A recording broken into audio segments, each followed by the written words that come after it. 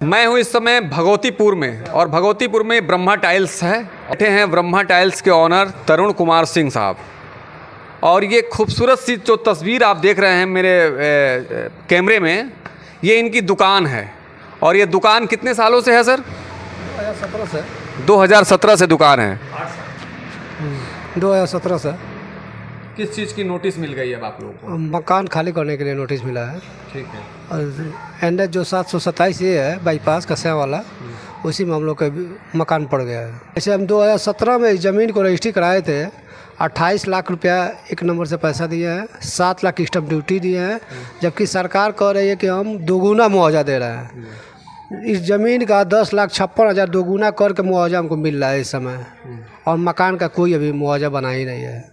मकान और दुकान का कोई मुआवजा नहीं जी?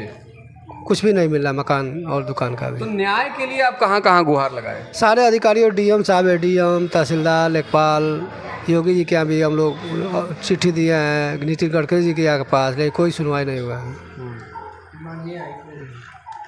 दोस्तों मैं बता दूं कि इन्होंने ज़मीन लिया था 2017 में। 28 लाख रुपए का ज़मीन लेके इन्होंने बिल्डिंग बनवाया, मकान बनवाया, एक टाइल्स की अपनी दुकान चलाई।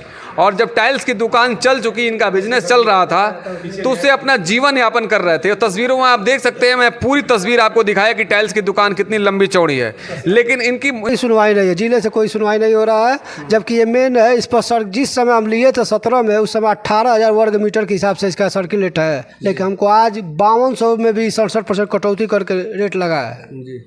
जबकि मेन कस्या रोड है। जबकि 22 में और सूचना जारी है, उस समय इसका 22,000 रुपया स्क्वायर मीटर ज़मीन का सर्कुलेट है।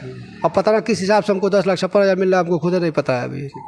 ये सोच के आपने ये दुकान बनाया होगा कि अब हम हमारा यहाँ जो है दुकान नहीं, इस पर तमाम 1-1.5 करोड़ रुपया कर्ज है बैंक का। हम खुद परेशान है, जब से निकल गया है धंधा भी नहीं चल रहा है, आदमी दिमागी डिस्टर्ब है, परेशान है, कहाँ जाएंगे, कहाँ से बैंक का आदमी कर्ज भरेगा, तमाम सारी दिक्कत है। बच्चे अभी एडमिशन नहीं कराए हैं, हम इसी सस्पिशन में कहाँ जाएंगे कहाँ नहीं जाएंगे। इतने कम पैसे में तो ज़मीन कहीं लेके घर बनवाना को संभव ही नहीं है। ठीक है। बिजनेस अलग से गया आपका? सब बर्बाद हो गया है, कुछ नहीं बचा है। ठीक है। तो आप देखिए कि देवरिया की ये कहानी कैसे लोगों को जो है नेशनल हाईवे के नाम पे जो है ठगी की जा रही है। इसको ठगी कहेंगे हम, क्योंकि ना इनको कोई सर्किल रेट का पता है, ना मुआवजे का पता है।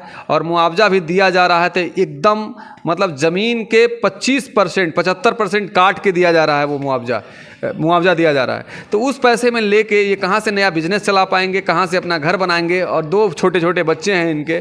इस चीज़ को लेके ये जब जिला प्रशासन के लोगों ने नहीं सुना तो हाई कोर्ट गए हैं, और हाई कोर्ट में इन्होंने पिटीशन दायर किया है। और देखिए उसकी सुनवाई आती है। ऐसे लोगों की तस्वीरों को और ऐसे वीडियो को आप अधिक से अधिक लोगों तक शेयर करिए कि ऐसे परिवारों को न्याय मिल सके। और योगी जी का बिल्कुल लिखित बयान है योगी जी का, कि उन्होंने कहा था कि किसी का घर गिरने नहीं देंगे, किसी के मकान गिरने नहीं देंगे, किसी की दुकान टूटने नहीं देंगे। लेकिन ऐसा क्यों हो रहा है, जबकि इस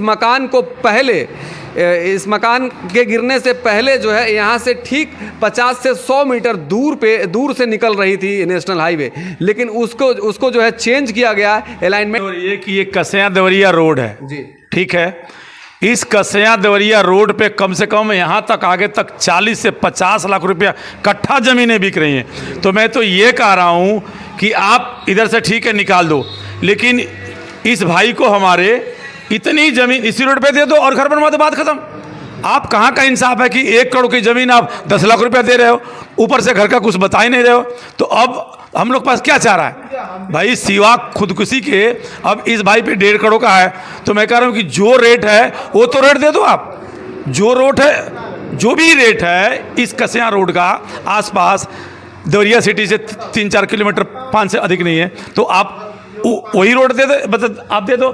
दूसरे में इनका रिहाइश भी है, इनके 2 बच्चे हैं, अबे जाएंगे कहाँ बेचारे?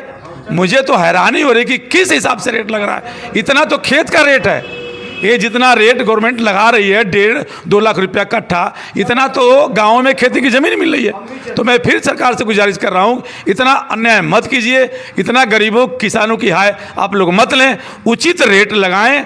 और अलाइनमेंट जो पहले का था उसको चेंज करके वही अलाइनमेंट कर करके कि सबका घर बच जाए, तब होगा सबका साथ और सबका विकास।